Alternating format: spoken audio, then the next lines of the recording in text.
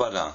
Nakon što smo prošli put vidjeli kakav je uređaj vanštinom, sad ću reći koju riječ o ekranu ovog uređaja.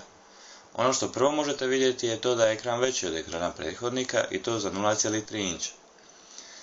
Iako je ekran veći, on zadržava istu rezoluciju kao i prethodnih, odnosno 800x480 piksela.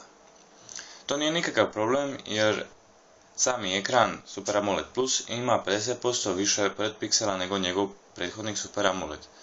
I to rezultira zaglađenijim rubovima i čitljivim tekstom. Uz to, Super AMOLED Plus je i štedljiviji od Super AMOLEDa za 18%. Još jedna njegova značajka je potpuno crna boja, a ne crna boja sa sivkastim tonovima kao kod nekih drugih uređaja.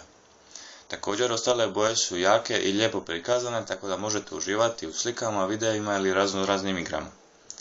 Za ekran se brine Gorilla Glass staklo, koje je premazano oleofobnim premazom, tako da se prilikom igranja, listanja slika ili unošenja teksta ekran neće zamasiti otiscima prstiju. Također ne morate se ni brinuti da će vam ekran puknuti ako vam uređaj padne na pod. Za životopisne slike i videe koje možete gledati na ovom uređaju zaslužna je 8 megapikselna kamera koja je sposobna zabilježiti svaki vaš korak bez ikakve potrebe za kompaktnim fotoaparatom. Na raspolaganju imate hrpu opcija kako za fotoaparat, tako i za video snimač, s kojim možete snimati u Full HD kvaliteti slike.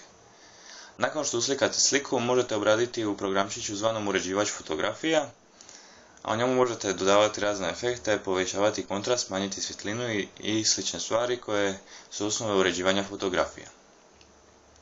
To bi bilo to za danas i vidimo se ubrzo, a primjere video zapisa i slika imate na mome YouTube profilu, tako da ih možete pogledati.